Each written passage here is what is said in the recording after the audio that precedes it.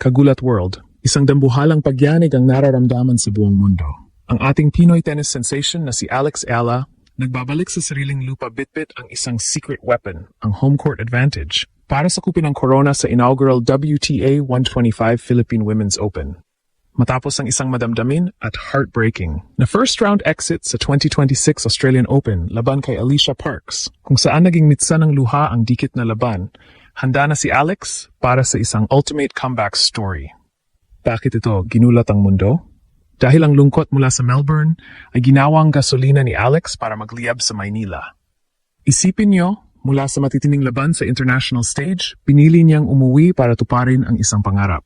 Sa kanyang viral interview ng US Open 2025, sinabi niya, "I wish for a home court." At ngayon, ang pangarap na iyon ay naging realidad na sa Rizal Memorial Tennis Center.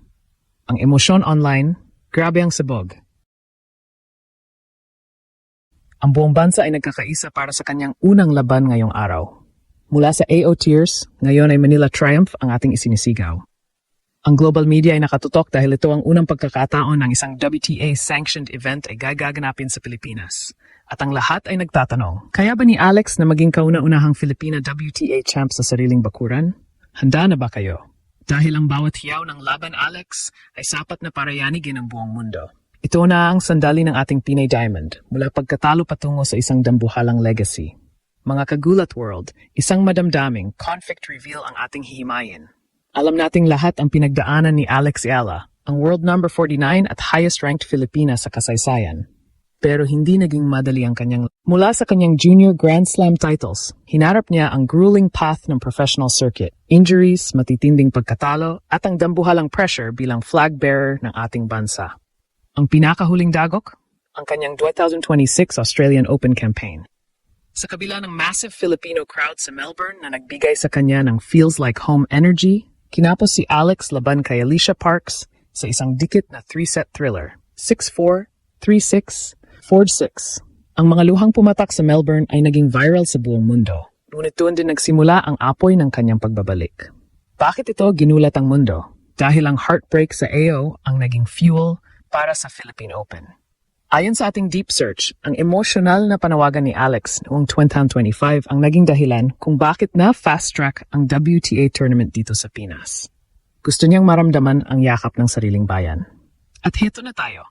Jan 26, 2026. Ang Rizal Memorial ay naghahanda para sa isang electric atmosphere na hindi pa nakikita sa kasaysayan ng Philippine tennis. Ngunit hindi ito magiging madali. Haharapin ni Alex ang mga world-class stars gaya nina Donna Vekic at Magdalinet. Pero ang pinaka-inaabangang clash? Ang tapatan sa round of 32 laban sa Russian powerhouse na si Alina Charaeva. Ito ay labanan ng Ila's power versus Charaeva's speed. Habang binabalance ni Alex ang kanyang global WTA goals at ang pambansang dangal, kitang-kita ang kanyang determinasyon. Ang bawat practice session niya sa Maynila ay puno ng intensity. Hindi lang ito basta laro. Ito ay legacy building.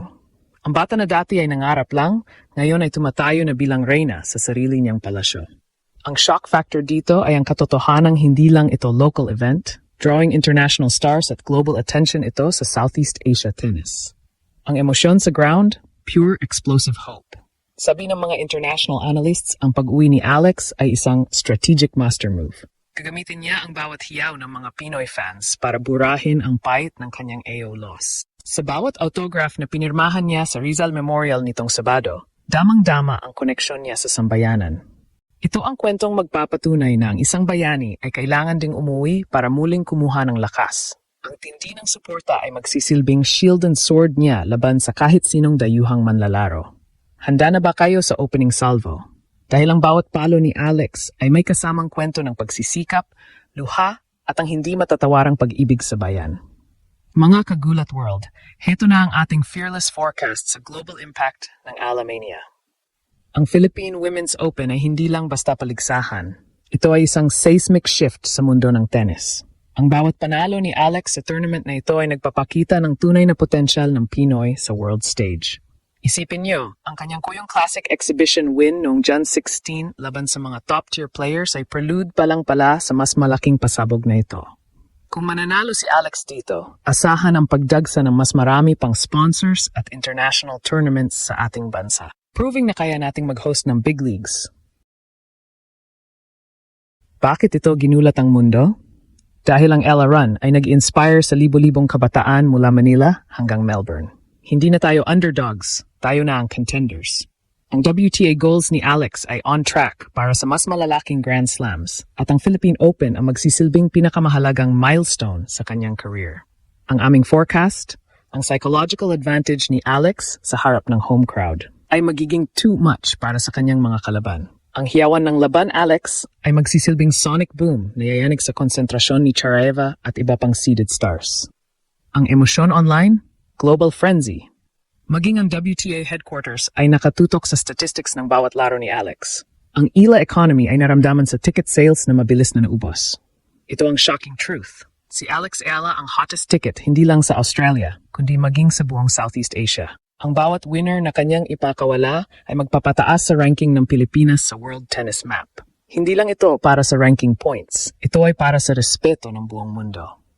Pangalawa, ang Pinoy Pride Framing. Bayan, oras na para magkaisa.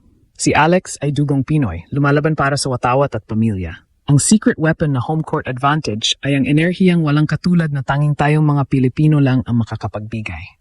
Mula sa heartbreak patungo sa pag-asa, mula sa pagkatalo patungo sa legacy.